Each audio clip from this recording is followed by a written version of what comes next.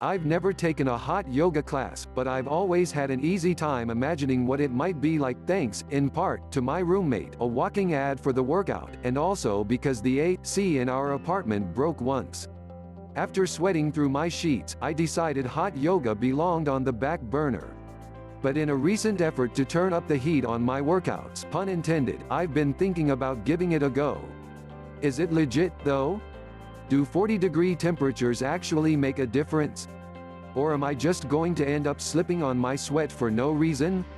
Before risking a fainting spell mid-downward dog, I checked in with Jorianne Numbers, an exercise physiologist at Northwestern Medicine, who walked me through the benefits and downsides of hot yoga. The benefits of hot yoga: it makes you more flexible. Temperatures are usually up to 40 degrees Celsius, says Numbers, and the humidity is way up there, too, at around 40 to 60%. The warmer room will make it easier for your muscles to stretch. The steamy temps allow you to increase their range of motion and stretch deeper within each pose, since heat makes muscles more pliable, says Numbers.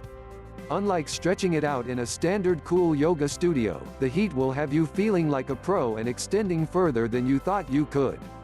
It's intense. As an added challenge, the heat in a hot yoga studio will make your heart pump way faster, because it needs to push more blood toward the skin in an effort to keep you feeling cool, says Numbers.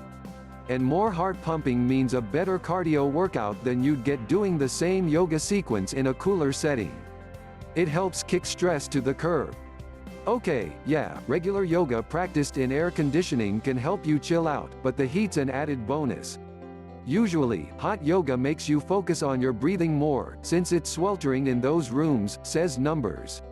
And breathing deeper is key to relaxation and stress relief.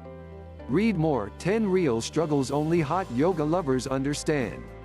It ups your lung capacity. While you might think a stifling room makes it harder to breathe, the breathing exercises in hot yoga can actually help train your lungs to retain more air, says Numbers. Deeper breaths force them to expand more than usual, which allows for more oxygen to enter the bloodstream and get to the other organs. It burns major calories. Any kind of movement that increases your heart rate will help burn calories and promote weight loss, says Numbers. And hot yoga is a pretty good calorie torture. Even though you're not running and jumping around, again, that hot room gets the heart going. One study from the journal Medicine and Science in Sports and Exercise found women burned an average of 333 calories during 90-minute slow-moving, heated yoga session. Add a fast-moving vinyasa practice to that mix and you'll really feel the, well, burn. The downsides of hot yoga: you risk heat exhaustion. Even if you passed your last checkup with flying colors, if you can't stand the heat in a hot yoga studio, your blood pressure may drop, making you feel dizzy or nauseated, says Numbers. And this sensation can totally sneak up on you. So while you might feel great, all purified and sweaty, for the first 30 minutes of class, it's important to take note of how you're feeling throughout the flow, especially if you're a hot yoga newbie. You might become dehydrated. You're going to sweat out a lot of water during a hot yoga session, which means you need to drink ample water before and during class to compensate. The hotter room temperature can cause fainting and muscle cramping, according to Numbers, as well as vomiting. But staying adequately hydrated can help prevent these issues. Read more: I tried hot yoga, and these are the 10 hard lessons I learned. You might injure yourself.